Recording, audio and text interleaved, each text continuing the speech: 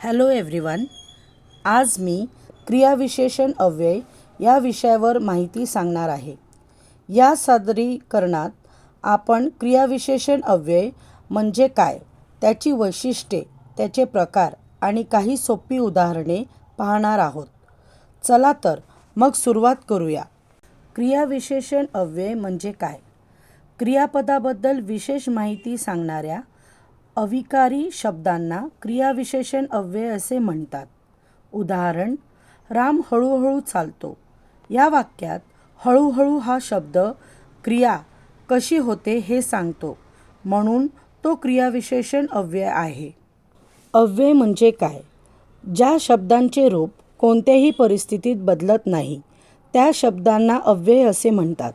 उदाहरणार्थ, आज, काल, येथे आणि खूप हे शब्द कोणत्याही वाक्यात वापरले तरी त्यांचे रूप बदलत नाही, म्हणून हे सर्व अव्यय आहेत. क्रियाविशेषण अव्ययाची वैशिष्ट्ये. क्रियाविशेषण अव्ययाची काही महत्त्वाची वैशिष्ट्ये आहेत.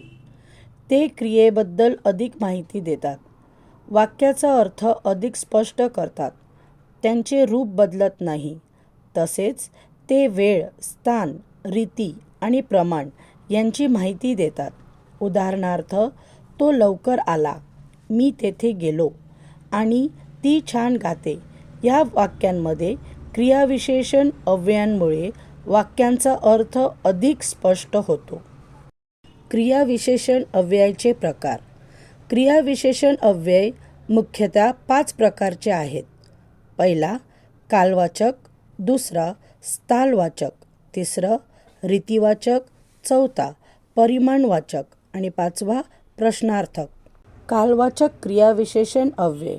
जे शब्द क्रिया केव्हा घडते ते सांगते त्यांना कालवाचक क्रियाविशेषण अव्यय म्हणतात.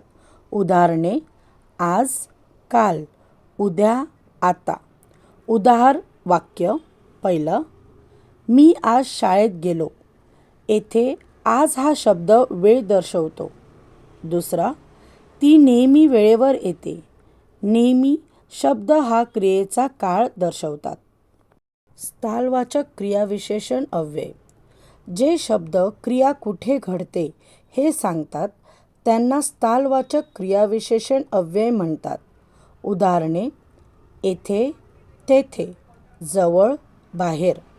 उदाहरण वाक्य. पहिला, पुस्तक इथे ठेव. येथे हा शब्द स्थान दर्शवतो. दुसरं, शाळा घराजवळ आहे. जवळ हा शब्द स्थान दर्शवतो. रीतिवाचक क्रियाविशेषण अव्यय. जे शब्द क्रिया कशी घडते हे सांगतात त्यांना रीतिवाचक क्रियाविशेषण अव्यय म्हणतात. उदाहरणे: हळूहळू, पटकन, चांगले, सावकाश, आनंदाने. उदाहरण वाक्य. तो हळूहळू चालतो. हळूहळू चालण्याची रीती दर्शवते. परिमाणवाचक क्रियाविशेषण अव्यय.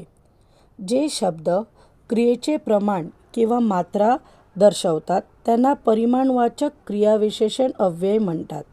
उदाहरणे: खूप, फार, थोडे, अधिक, कमी. उदाहरण वाक्य.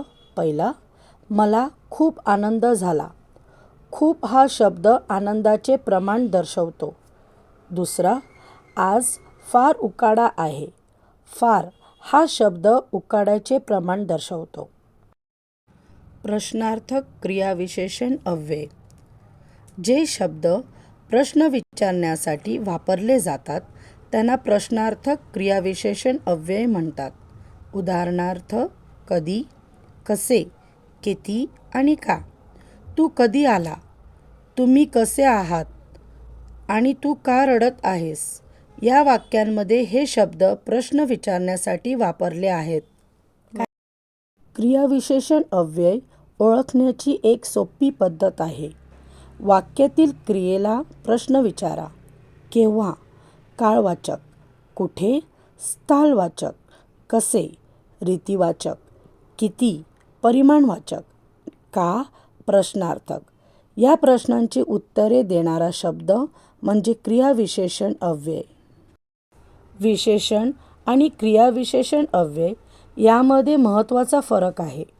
विशेषण हे नामाबद्दल माहिती देते आणि त्याचे रूप बदलू शकते, तर क्रियाविशेषण अव्यय हे क्रियेबद्दल माहिती देते आणि त्याचे रूप बदलत नाही.